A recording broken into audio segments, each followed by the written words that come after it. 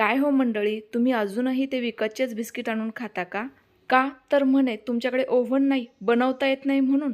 अहो मग थांबा ना, मी तुम्हाला अशी एक ट्रिक सांगते ज्यामुळे तुम्ही फक्त घरगुतीच बिस्किट नाही तर ऑर्डर देखील घेऊ शकाल आणि अगदी परफेक्ट तोंडात जाताच विरघळणारे बिस्किट सहजतेने बनवू शकाल.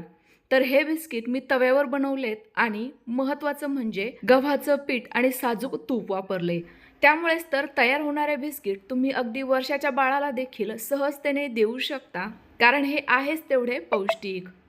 चला तर मग जगातील सर्वात सोपे तोंडात जाताच विरघळणारे पौष्टिक कराची बिस्किट बनवायला सुरुवात करूया. आजवर आपण भरपूर साऱ्या वेगवेगळ्या बिस्किटांच्या रेसिपी पाहिल्या आहेत. त्यातीलच आजची ही सर्वात सोपी, ते म्हणजे कराची बिस्किट. तर यासाठी सर्वात अगोदर आपल्याला लागणार आहे पाव कप साजूक तूप. जास्तच घट्टसर असेल तर चालेल, पण अति प्रमाणात पातळ म्हणजे वितळवलेलं नसावं, किंवा मग मी ज्या कन्सिस्टन्सीचं ना जास्तच पातळ ना जास्तच घट्टसर या स्वरूपाचं तूप घेतलं होतं ना, तसं घेतलं तरी देखील चालणार आहे. सोबतच घेऊयात अर्धा कप पिठी साखर. आता हे दोनही जिन्नस आपल्याला छान असे एकत्र करायचे. सुरुवातीला तुम्हाला याचा रंग दिसत असेल पिवळसर आलाय. आता हा जोपर्यंत पांढरटसर होत नाही किंवा याला अशा पद्धतीचं क्रीमी टेक्स्चर येत नाही, तोपर्यंत हे छान असं फेटून फेटून घ्यायचंय.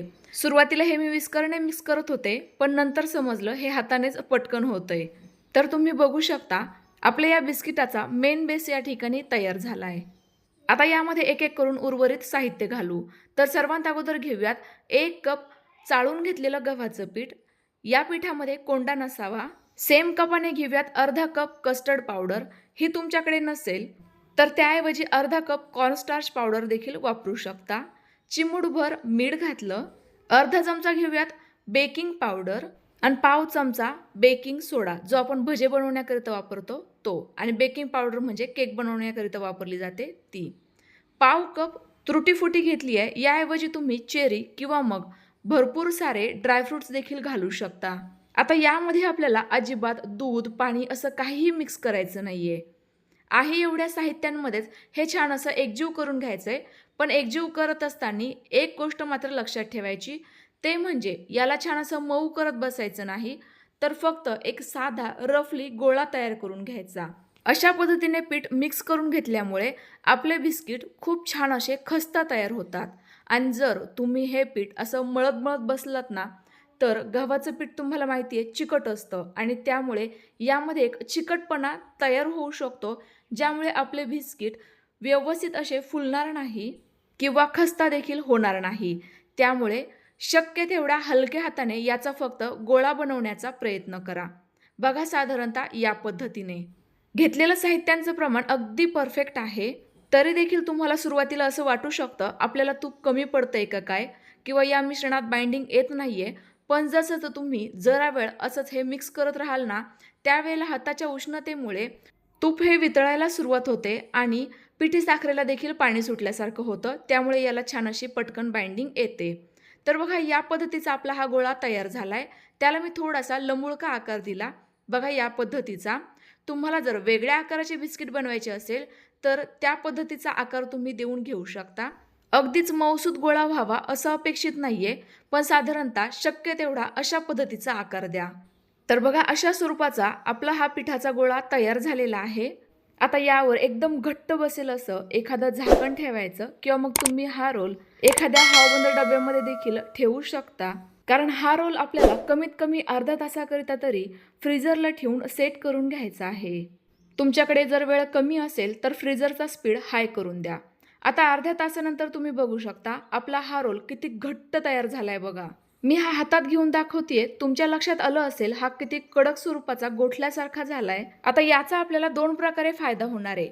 एक म्हणजे आपल्याला या बिस्किटांना आकार देणं अगदी सोपं जाणार आहे. तर तुम्ही बघू शकता किती सहजतेने हे कापले जात आहेत आणि पातळ जाड या हिशोबाने ते कापताही येत आहेत. आणि दुसरा फायदा म्हणजे आपण यामध्ये जे तूप वापरलेलं आहे ते फ्रीजरला ठेवल्यामुळे गोठलं जातं, आणि जेव्हा आपण हे बिस्किट बेक करायला लावतो ना, त्यावेळेला त्याला अचानक उष्णता मिळायला लागल्यामुळे ते वितळतं आणि यामुळे आपले बिस्किट खूप छान असे खस्ता तयार होतात आणि मस्त असे फुलतात सुद्धा. त्यामुळे तुम्हाला ही स्टेप वापरणं अतिशय गरजेचं आहे. तर बघा एकसारख्या आकाराचे मी संपूर्ण बिस्किट पटापट कट करून घेते. काय मस्त असा यांना आकार आलाय ना, आणि किती सहजतेने हे कट देखील झाले. आता काही जणांना प्रॉपर बिस्किटासारखा गोल गरगरीत आकार द्यायचा असतो, तर त्यांनी सुरुवातीलाच फ्रीजरला ठेवण्यापूर्वी या पिठाचे गोल गोल गोळे बनवून घ्या आणि नंतर ते फ्रीजरला ठेवा. छान असे सेट झाले की मग नंतरच बेक करायला लावा. तर बघा आता मी एक ताट घेतलेलं आहे. ज्या ताटामध्ये आपल्याला हे बिस्किट बेक करायचे ते घ्यायचं. शक्यतो ॲल्युमिनियमचं वापरा. त्यावर बटर पेपर ठेवा किंवा मग तेलही लावू शकता. आता यावर एक एक करून संपूर्ण बिस्किटं ठेवूयात. या बटर पेपरमुळे किंवा ताटाला जर तुम्ही तेल लावलं तर आपले बिस्किटं ताटातून अगदी सहजतेने वेगळे निघतील. आणि तुम्हाला शक्य असल्यास ॲल्युमिनियमचं भांडं वापरायला लावलं, कारण ॲल्युमिनियमचं भांडं पटकन तापतं आणि बिस्किटं व्यवस्थित बेक होता. माझ्याकडे नव्हतं म्हणून ऑप्शन नाही आहे. आता बघा मी या ठिकाणी तवा अगोदरच प्रीहीट करण्याकरिता ठेवला होता फुल गॅसवर 10 मिनिटांसाठी. आता त्यावर हे ताट ठेवू आणि या पद्धतीने कढाई पालथी घालू. आता फुल गॅसवर हे फक्त 7 ते 8 मिनिटांकरिता बेक करून घेऊ. तर बघा साधारणतः 7 ते 8 मिनिटानंतर झाकण खोलून बघतीये, आपले बिस्किट काय मस्त असे फुललेले आहेत.